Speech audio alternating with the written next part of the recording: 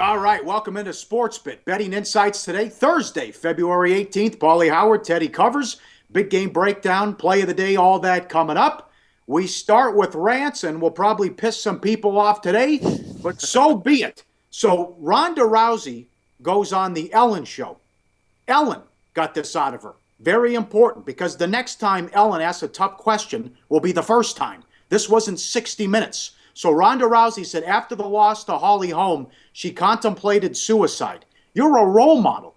Girls look up to you. At the first sign of adversity, you want to do a Peter Pan off the Empire State Building? This chick is nuts. She's lost it. And if I'm Dana White, I have to look at what this interview and seriously consider if I want her. What if she loses the rematch to Holly Holm? Not that I'm worth $6, $7, $8 million, and it was my first loss in MMA, and I'm doing all these movies and Furious 7 and Entourage. What was her incentive and her motivation to stick around and not off herself? Quote, I looked up at my man and realized I couldn't kill myself because I had to have his babies. What is this, Little House on the Prairie? I mean, you have serious issues here for Ronda Rousey that she tells Ellen. Ellen, again, it's unicorns and mermaids and everyone's dancing, teddy bears and ice cream. And she starts crying that and her father committed suicide, okay? And there was an opponent a couple matches ago who said, when I beat you, I hope you don't go back and kill yourself. Everyone was outraged and appalled by those comments. And now Rousey goes out and actually says it. A PR nightmare for the UFC. It's something Dana White has to look at. I don't know what's worse, that she said it, she thought it, or that her PR people allowed her to go on Ellen's show and say that. Troubling comments. If I'm Dana White, I make sure she's in the right frame of mind, because she'll probably lose again when she fights Holly Holm in the rematch, Teddy. Yeah, but I mean, Dana White is concerned about one thing. He's not concerned about Rousey's mental health. He's concerned about making money. And she sells tickets. She's their number one draw. So, of course, they're going to do everything they can to put her in a positive situation prior to her next fight. But, I got to rant about the UFC in general, and I've tried. This is my old fogey, get off my lawn, you kids moment. I've tried. I was friends with the former Nevada Athletic Commissioner. He would get me great tickets. I'd go see these fights. I'm falling asleep, Paul. It's just not my thing. And when you look at this picture, the guy's butt right in your face. You spend like half of a fight watching some guy sitting on another guy's face. It's kind of gross. It's not really my thing. I have no problem betting on UFC, but a fan? No, I'm the old fogey today. No, those kids today, you guys are... No, it's just not my thing. That being said, anything where there's money to be made is something that's worth talking about, Paul. So glad we were able to talk about it. I can't stand get off my lawn guy. Okay, bad beats. I love my job. Bad beats and wrong sides, Teddy. There's a lot to go over today. Let's start with bad beats, and all two beauties stick out here. Boise State last night against New Mexico. Boise State catching 2.5. Up 15 points, up 76-61 with 6 minutes left. Wait a second. A 19-2 run by New Mexico to end the game, and if you backed Boise, you needed a missed New Mexico free throw with less than 10 seconds left to cash the ticket. Oh, it's brutal. 76-61 at the 6-minute mark, 78-80 as the final score. The one Broncos positive possession during that entire meltdown came off an offensive rebound. Everything else, missed shots or turnovers. They did not get to the free throw line. And maybe the sound heard while this was going on was the Boise bubble pop bursting. Joe Lenardi had him as a 9 seed prior to yesterday, but I would think the Broncos now likely have to win the Mountain West tournament to get in. But you got to talk about Colorado backers last night, man. That's a tough beat if you had the Buffs plus the points. Depends where you shop. Very important to get the best number, 7, 8, who knows where you got the bet down, but they were up 15 in the second half at USC. USC closes the game on a 32-10 run, and if you had Colorado, you needed a three-pointer with 10 seconds left to put it on 7, and then what most teams should do, and they don't, Colorado's like, the hell with it. They walked off. They were down 7 with 10 seconds. They didn't bother to foul. That was brutal and a vicious beat if you had any part of that. Oh, my God. No question. But it was a wild night of upsets in Yes. college hoops. Lots of bad bets to talk about last night. I had one. And I don't like this, Paul. I don't like this trend at all. We started doing this bad beats and bad bets segment this week. I've had 3 plays that are on these lists already for myself and my clients. I don't like that.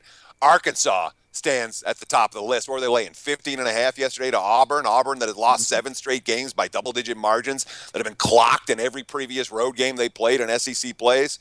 Yeah, Yep. Arkansas loses the game outright, but they weren't the only big favorite to lose outright last night, Paul. Carolina was bet up to 8.5 against a shorthanded Duke team. They got beat at home. Florida State goes down. And how about LSU? I mean, Avery Johnson doing a great job with Alabama. LSU was an 8.5 point favorite, and they get beat outright at home as Alabama comes in and pulls the upset. Yeah, and we talked about Avery Johnson on the show yesterday and the success that he's had as a head coach at Alabama in pulling off outright upsets. Another money line winner for Johnson and the Crimson Tide last night. And we also broke down North Carolina Duke, and that was a game that looked like it was going to play out the way we thought it was going to play out. Yep. With North Carolina's depth wearing down Duke after Plumlee got into foul trouble in the second half. What happened down the stretch? Let's give Duke defense a lot of credit in that ball game. The Tar Heels' possessions over the final 8 minutes of that game were not pretty. You can go through the play-by-play and see. Ugly offense for North Carolina / good defense for Duke was the difference in the Blue Devils' comeback. What about Iowa losing wire to wire as Big Road chalk at Penn State? Georgetown loses again at home last night. So plenty of big chalk going down in a wild night of upsets. Plenty of bad bets out there and plenty of good bets if you had some of the opposite sides of these big favorites going down. Yeah, you're right about that. It's going to be a wild March. Number 3, number 4, number 5, number 15, and 23, all ranked teams that lost. All right, time for the market report and line moves. What do you have, Teddy? Yeah, and, the one important thing to note about these market reports is that we are taping this show. It does not go out live. Lines can and will move after the show is taped. Please be aware. But what we like to focus on for the line movers is where the very early money is gone. The first thing in the morning money, when all the books have posted lines and the syndicates can get down as much as they need to get down on these wagers. So here's a couple of games where we have seen some line moves this morning. We've seen money come in on the Cleveland Cavaliers in their post-All-Star break opener against the Bulls. Cleveland opened 11.5. Now we're looking at 12.5, even minus 13s out there in many locations. There's been money for Utah. UCLA opened as 1 point home chalk. Now it's the Utes that are favorites in many locations, although this line bouncing around pick 'em. And we've seen a lot of Utah Jazz money come in the last half hour or so before taping. The Wizards opened as 1 point home favorites in a write-in game. Washington in a nightmarish 3 games in 3 nights directly after the All-Star break scheduling stretch. Excellent. Thanks to a snow out from the earlier meeting between these two teams. But Utah has taken all the money. Wizards opened to 1. The Jazz currently minus 1.5. Big game breakdown coming up next. Bulls, Cavs, Spurs, Clippers, and the big one in the Big Ten. That's coming up on SportsBit. Betting Insights today. All right, time for a big game breakdown. Let's start with the Bulls and the Cavs. First time they met was Lou's first game. It was 96-83 as the Bulls beat the Cavs, so you wonder if there'll be a bigger spark here for the Cavs. And again, this is great info. No one else has these numbers. This is knockout information we're going to give you on all 3 games. Now you have the Bulls who are shopping Gasol. And check out this graphic. Here's the Bulls in their last 3 games without Jimmy Butler before the All-Star break. 0-3 straight up in ATS. They've lost to the spread by 32.5 points. Add it all up. Shopping Gasol, a disaster without Butler. And you maybe have the Cavs here with extra motivation, Teddy. Yeah, all that is why we've seen money for Cleveland. Either that or maybe Pau Gasol's travel agent knows a bunch of bettors.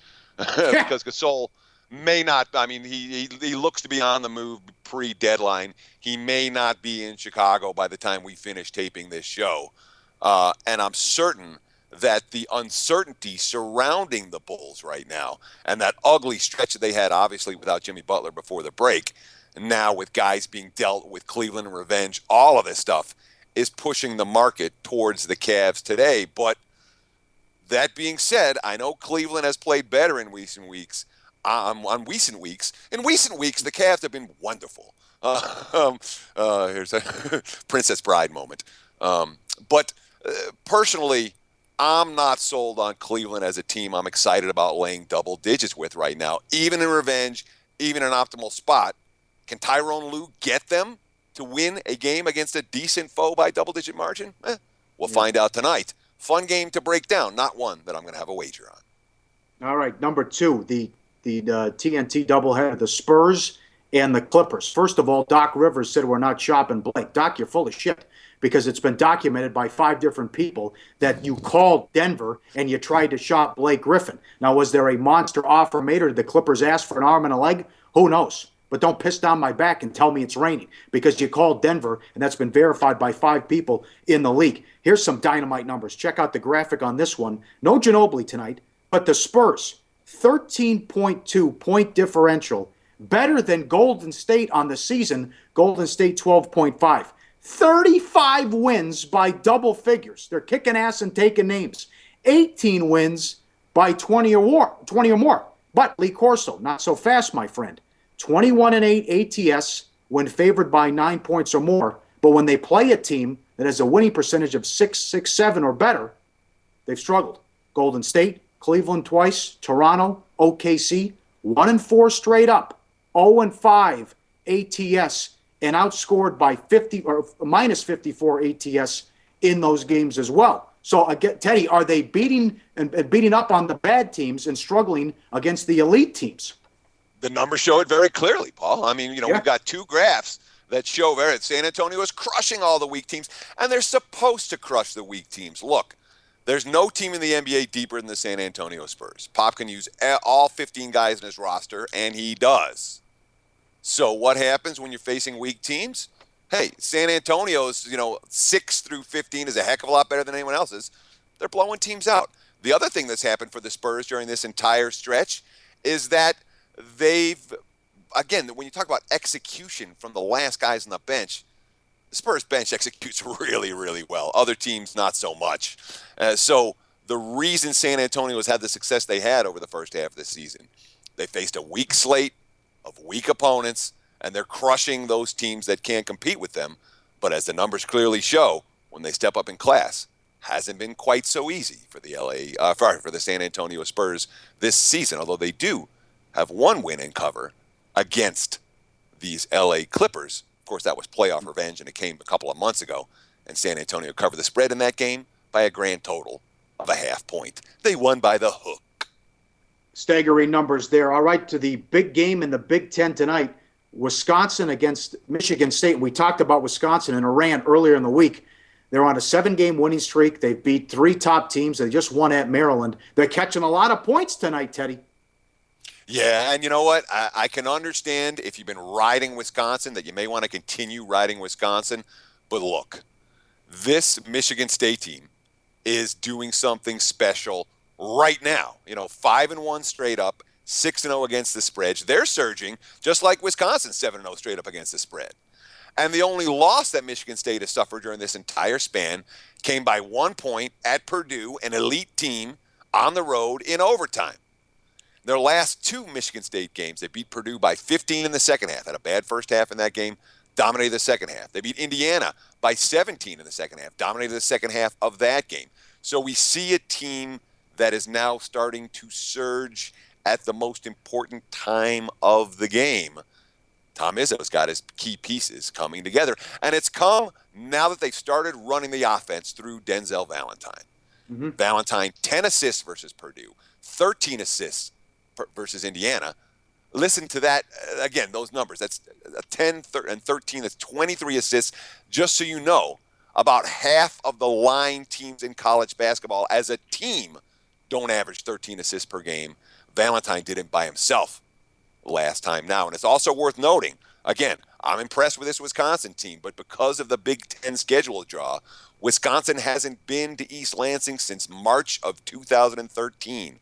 Oh. None of their current key cogs have any experience on this floor whatsoever. So another one, fun game to watch. I'm not looking to step in front of either one of these 2 teams if I had to. I could only lay the points with the Spartans, despite my respect for Wisconsin. Coming up next, the deep dive topic of the day. Yesterday was the Eastern Conference, today the Western Conference. And we'll tell you a team that's killing at ATS since late December. That's coming up on SportsBit, Betting Insights today. All right, time for a deep dive. Yesterday, Eastern Conference, today Western Conference preview, second half. OKC, let's start there. As high as 5-1 to win the Western Conference. Maybe they pick up a piece at the trade deadline. Always dangerous when you have two of the top 5 players in the NBA on one team. Donovan, so-so, taking over for Scotty Brooks. Teddy, is OKC live? Can they do some damage here in the playoffs? Let me start with this. I don't think anyone's going to beat Golden State. All right, I truly expect the Warriors to earn a second consecutive title this year. That being said, if you say which team is more dangerous for Golden State, Oklahoma City or San Antonio, I got to think it's the Thunder. I really do. And that comes from having the two elite-level superstars. But let's not underestimate this supporting cast. But, again, we're recording this right before the trade deadline. Who knows what OKC is going to do? They made moves last year. They traded away a lot of their assets. They don't have number 1 picks to trade. They traded one for Cantor last year. They traded one also for Deion Waiters a season ago. So in terms of picks to throw around, they don't have a lot. And let's not forget, everyone knows Durant is going to be a free agent or has the potential to be a free agent. This may be his last hurrah in OKC, and that means that the Thunder are likely to cash every chip they possibly can in order to get this team over the hump. My biggest concern about the Thunder is on the defensive side of the football. On the defensive side of the basketball. OKC, especially since a guy who's completely underrated and way off the radar, and Roberson. When Roberson got hurt, their perimeter defense was immediately and significantly affected. And I worry about the Thunder defensively more than any other factor. But are they live? I certainly wouldn't say they're dead. OKC not likely to win the West. That's why you're getting 5-1 odds to do it. But they're certainly not. Everyone else is dead. No one else is winning the West except for one of those top 3 teams. And OKC deserves to be mentioned, deserves to be talked about. Okay, and a team they'll probably face in the semifinals is San Antonio. I'd be pissed off if I'm 45-8 and I'm 4 games back of the 1 seed. Shows the dominance of Golden State. Did the Spurs peak too early? We talked about the Spurs in the opening segment, and I need to see San Antonio do something against good teams before I'm going to call them an elite contender. We talk a lot about strength of schedule issues in the NFL and a lot about it in college football. In the NBA, nobody ever talks about it. But the Spurs have the record they have right now. Yes, they're really good, but the record they have right now, the best record they've ever had at the All-Star break, better than any of the 5 championship teams for San Antonio, has as much to do with schedule and the lack of elite competition they faced. I think we'll learn a lot about the Spurs over the next 2 months, far more than we learned about them over the first half of the campaign. What can we expect out of the Timberwolves? A ton of young talent. Sam Mitchell's a buffoon, but can they put it together and maybe win some games here in the second half? And it's funny. You watch Minnesota for a quarter where they're playing well, and you're like, oh, my God, this team's amazing. You look at the talent level that the T-Wolves had. I mean, their whole roster is number 1 picks, lottery picks. I mean, they are loaded with talent. It's all young talent. And what you've seen so much from Minnesota, they play a good quarter, they play a horrible quarter. They move the ball really well for a half, and the second half everyone plays selfish. Their defense is on it for a quarter, and then it's not. Some of that certainly is coaching. I'm no huge Mitchell fan. But for Minnesota, when you look at that team and you watch them play well, you're just blown away. But then again, you see that with a team like Houston, too. When the Rockets step it up and go on one of their quarters where they're lighting it up, I mean, you're like, wow, Houston can make some noise. And the reality for Houston, this team is they made the Western Conference Finals last year. Right now, I don't know if they're going to make the playoffs. Yep, good point there. And here's some more numbers, and you're not going to get this anywhere else. Staggering numbers here on Denver going back since mid-December. What do you run down these numbers with the Nuggets? Denver is one of these classic teams, Paul. This is what they do, okay? No superstars. Rookie point guard. You never see him on TV. Did they get the big-name head coach? No, they traded big-name head coaches with Sacramento. And now it's the Kings that stink with George Karl, and Denver's that good with Mike Malone. So The no superstars, rookie point guard, you never see him on TV. The coach doesn't attract a lot of respect. And they're playing hard and they're playing defense every night. You've been betting on Denver, you've been making money, and I continue to think that the Nuggets offer legitimate point spread value as a team that nobody's paying attention to over the back half of the NBA campaign. You know, anything else in the West? I thought the Mavs were going to tank. I'm surprised how well they've played, although they'll probably get the 6 or the 7 seed. But after DeAndre Jordan left him at the altar, I thought they might just say the hell with it. But the Mavs are playing hard, and Carlisle's a terrific coach. Yeah, and the Mavs can't tank because they know that Dirk isn't going to be around much longer. So you have an ownership that has been, Cuban has been committed to winning from day one there. And the Mavs have never been one of these rebuild teams throughout the Cuban era. They've continued to, I'm not going to say reloading, because this team isn't capable of winning a championship, but they continue to put a competitive product on the floor for their fans every year, and this year's no different.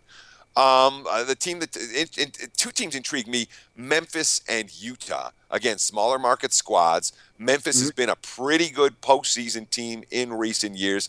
They've looked a little bit older and a little bit slower this season. I'm fascinated to see what the Grizzlies do at the trade deadline today. And Utah is one of these teams, like Denver, way off the radar. No one paying a lot of attention to them. They play defense. They don't have superstars. They don't have a star point guard. They don't have any all-stars. They don't have a big-name head coach. They're never on TV. All they're doing, winning games and covering numbers. If Denver's my number one bet on team, Utah's probably number 2. Excellent job. Let's get into money time. Money time, and I get to introduce it to you today, Paul. What do we got for our play of the day? We're going, Big Sky Conference tonight? Oh, yeah, you know it. We're digging deep. Eastern Washington's on a roll. They have a 6-game winning streak, and during that 6-game winning streak, they've led 92% of the time in those games. 5 of the 6 wins by double digits, including a win over Sacramento State, who they play tonight. 95-85 win over North Dakota, a 97-80 win over Northern Colorado. Those were wire-to-wire wins. Top 20 in 4 different offensive categories, and the most efficient team in the nation. Again, they've been great on offense, blowing people out. We think it continues tonight. Surprised at the line. Will lay the 3 with Eastern Washington on the road, and they look to make it 7 in a row with that winning streak and another double-digit win. Eastern Washington, the play of the day here on Sportsbet. Good job, Teddy. Big show coming up tomorrow. We'll recap everything with the trade deadline and a big card in college hoops. That's tomorrow. We'll see you Friday on Sportsbet. Betting Insights today.